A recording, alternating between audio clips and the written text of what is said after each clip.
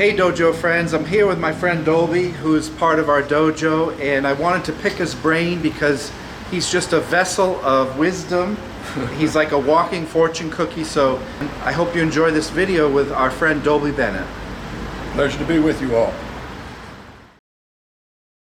So I'm sitting with my friend Dolby Bennett, who is a student at the dojo and a friend of mine, and I wanted to ask Dolby a couple questions about his personal training, and for those of you watching, maybe a little bit of advice for those watching out there who might want to get into the martial arts. Dolby, how did you get started in your training here at the dojo?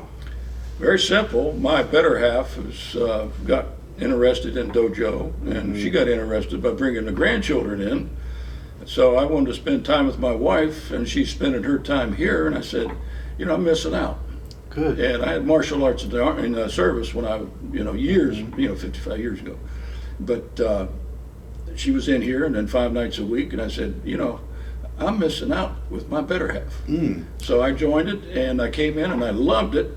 It brought back a lot of memories. I used to box as well years ago, and the contacts and the interfacing of and the teaching and the guiding and the young children here, they're just amazing with the adults. And it just struck my heart. I needed a challenge. I needed something to go to. I'm 77 years old. In April, I'll be here 2 years. Now, when did you retire from your official job? How long ago? 16 years ago. 16. What did you used to do? Give us a summary of what you did for a job and things you did throughout the years. Oh, I had 5 professional careers in my lifetime, being from a commercial pilot, a licensed aircraft mechanic, an engineer, a logistician, a staff analyst, and a technical writer. Wow. As a technical illustrator as well. Very successful in it, a lot of money from it. I made more than the engineers did, actually, and they would come to me for what I did. I did a lot of work for the FAA. And what does that stand for? Federal Aviation Administration. Okay, yeah. And they control all of the aviation in America. And I've been a licensed commercial pilot since 1974, a licensed aircraft mechanic since 1974. I'm a logistician. I'm a staff analyst. Means I top-down breakdown for all government contracts and things. It's just very lucrative. And you mentioned military. What did you do there? I was a aircraft mechanic, jet crew chief on F-105s. I learned how to fly in the backseat of an F-105F with Colonel Vandegrift. I was the crew chief of that one down in Wheelus, Libya. And at 440 knots was my first flight that I learned to fly 18 inches in formation. And he said, boy, you got a knack for this. You ought to try this. So I got my commercial license after I got out of the service. What do you mean when you say 18 inches? Is that how far you are? Wing to wing, 18 inches. His wing's underneath, 18 inches. That's a lot of skill. And just, boy, you got a nice touch on that, And I did the strafing and the bombing at Wheelus. I'm probably the only sergeant that's qualified in the service. Yeah. But it was good. It was good information. What is a full day to you, a satisfying day? Full day is I get up between 4 and 5 in the morning, every morning. Now that we got a puppy, that's priority, and take care of him and feed him and play with him and let him outside and things. But I read. I'm very spiritual. I read my Bible and I study it. Then whatever I do, then I go with Rhonda, my better half. At 5 o'clock, I go to the community center, and we work out separately, and or get in the pool and do different things. But it's a full workout for 2 hours. What do you do for the workout right now? Right now, I walk for 2 miles, and then I get in the pool and do exercising of isometrics, dynamic tension, and I keep my muscle tone up very much. So, and then I get in a hot tub. And she joins me usually in a hot tub, and then we come home. And then after that, whatever we got scheduled for the day. Work around the house, projects, whatever. I do that. Plus, I do lecture work for the Masons, and I study and do all of that too as well. Good. And that takes time. Yeah. That takes a lot of time. Yeah. And to keep up for it, just like in dojo, you have to apply yourself. You don't apply yourself, you only get what you apply. So it's a good regimen. And in the evenings, if I got lodge or something, if I don't go to dojo, then I'll be at lodge, Masonic Lodge. Now, as far as martial arts goes, because it's hell in the body, we know that, especially long term, it is in some ways unnatural to do things and to combat and hit each other and fall to the ground 50 times. As an older person, what would you recommend to people to elongate their martial art career so that they don't suffer from injury? And of course that will happen, it's inevitable, you know that. You've been out with Absolutely. injuries. Talk to me about when you do get hurt at your age, things you have to watch out for, and when you do get hurt, how do you keep involved when you're healing? You have to know your body. You have to know your restraints, what limits you can do. Try to keep good muscle tone. You got to exercise. You have to get up and move. No matter how bad it hurts, work it. You stay active, and you have to keep your body in shape to be able to. I've had very few injuries here. And most of my injuries have been out there someplace with my health and so forth. And I'm recovering from prostate cancer, and that has a lot of effect too, because you don't know what that radiation does to your body. Right. And that's, at my age, you got to keep at it. So, but Dojo's helped me active because I needed a challenge. I needed something to make me strive to focus more. And I just did that. Here's the fact. With COVID and everything, a lot of people are getting depressed now, especially the young people, my friends. They feel, martial arts is one activity, and you would agree we could apply these principles to anything, whether it's you go to church and join something there, you join a club, you go dancing, whatever it might be. One of your secrets was keep moving. How would you say that connecting to a community such as the Dojo family here, why is that so important to our mental health? You need people of like minds and like purpose to be together, to have fellowship together, to work together, so that you bond. We're a Dojo family. Yeah. Everybody, all the kids, all of us. I'm the oldest member here, and I love all the young ones. I love the adults, and we have a camaraderie here because it's likeness. We're all learning together. We're helping each other improve. I can't make the belts improvements. I can't learn the techniques without others helping me. Yeah. And it's help. Yeah. And we're diligent at it, and we enjoy it, and all of us getting better and better and better and improving. How do I keep arrogance out where I can't be shown anything new, I know it all? Why is that such a poisonous attitude, and how do you fight that? Well, there's an old adage I used to teach in my lectures is faithful, available to teachable. Faithful to what you believe and how you do in your family, in your life, in your dojo. Available so that you can help others and do others and be taught, and then teach. Never get to the point where you can't be teachable. When you've got to that point, you've failed. Keep yourself teachable. Not only that, so other people can glean from it, then they can improve too. And that's why I always tell people there's no such thing as a true master, because if you mastered something, you're not learning anymore. No. So you can be a masterful chef or an expert at something, but you can never truly be like a Yoda master. Even Yoda would say, look, I'm still learning. I say my tagline the last 25 years has been life is learning. Yes. Why do you believe learning is such a important part of life, aside from the obvious, which it gives us purpose to get up in the morning? It teaches you to be humble. It teaches you wisdom. It teaches you things that you never thought was possible, because you're always learning. Yeah. Always learning. You get to the point where you think you know it all, you're in trouble. Reality's going to hit you hard. And you always stay open. That way you're open to suggestion, open to new ideas. Well, the old adage, we don't change. We've always done it this way. It's wrong. Yeah. It's totally wrong. Yeah. And you have to be open to change. You have to improve yourself. Always improve yourself. And you can't do that unless you learn and be willing to learn. You got to learn. You can't stop learning. Yeah, I agree with you. We don't go by the old. It's nice to know what history is, but history, if we don't study it, it will repeat itself. Where's the samurai today? Nowhere. So you got to learn. It's good to learn the techniques. It's good to learn the philosophy, the history of it, to glean from that so you can learn to teach and do and progress forward. What would you give for advice for people the naysayers who say, look, I don't need martial arts because I have my Glock at my side or in my car. So to learn how to defend myself physically is a waste of my time when I have an AR-15 in my closet. What would you say to people that say that?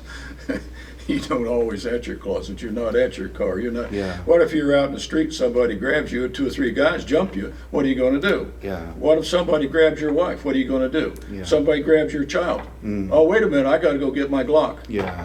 Doesn't work that way. Yeah. You have to be instantaneous. Train. So when somebody grabs you, you know exactly how to do it without waiting, without hesitation, without fear. Because you have studied and studied and studied martial arts to be able to defend yourself.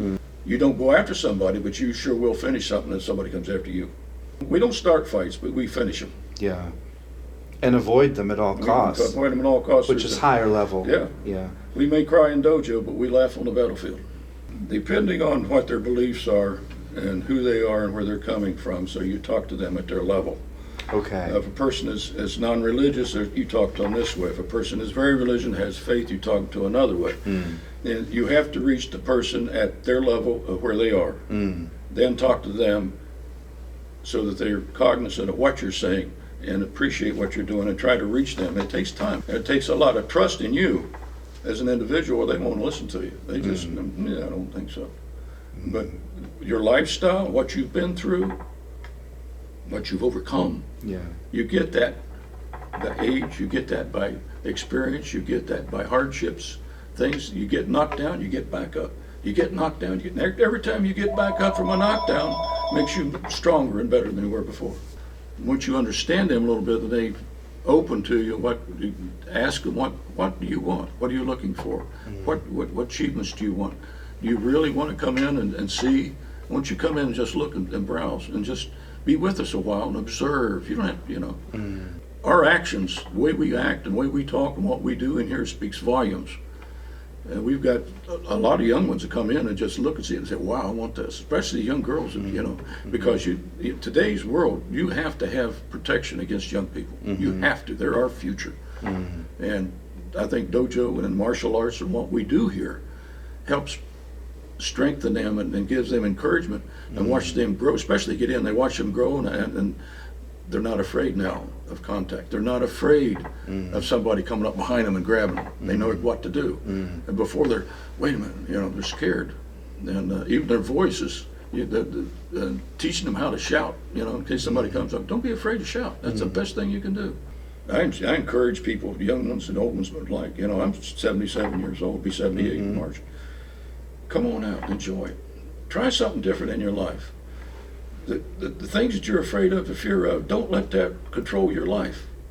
Overcome fear. It's perfect love casts out fear. It's just that simple. That's the number one thing that destroys people's opportunities is the voice in their head. Yes. That says, look, I see you rolling out on the mat. I can't do that. As soon as you say I can't, you've defeated yourself. You defeated yourself before you've even walked in the door. We love martial arts, so we want to share it, right? Yeah. But you can't get that across in a screen. You have to actually get to a dojo. You have to have the muscle memory. You have to have the practice. And you can see yourself improving. You got the instructors here that help. Well, you did this, but you need to do it that way. Do this, do that. And they come with us. And very forgiving of us. I mean, nobody's shouting at each other in here. It's just it's working with us. You got the patience of Job yourself. And it's just all of us here just love it. And just and you're the giant bear. But the way you teach us and the way you get us involved and encourage us is outstanding. I mean, I'm here. I've been taught by a lot of people a lot of things, and I teach too. But you're teaching and you're guiding and leading, just like our leaders here. Our senseis are tremendous in what the effort that they do. And if somebody's shouting at you all the time and doing this and that, people aren't going to come in. But we're not doing that here. What we do is encourage. Yeah, you're going to fail. We want you to fail so you can improve yourself. You don't know if you failed unless you do. Good point, yeah. Then get up and do it again. Oh yeah, I can do that. And these kids, and seeing them, they're proud of themselves because they've accomplished something. People run from the idea of failing when it's such a huge part of the learning process. If you don't fail, you can't know where you are to improve. And the dojo literally means training hall. It doesn't mean hall of perfection. It's a hall of screw-ups, a hall of mistakes, a hall of... Just like life.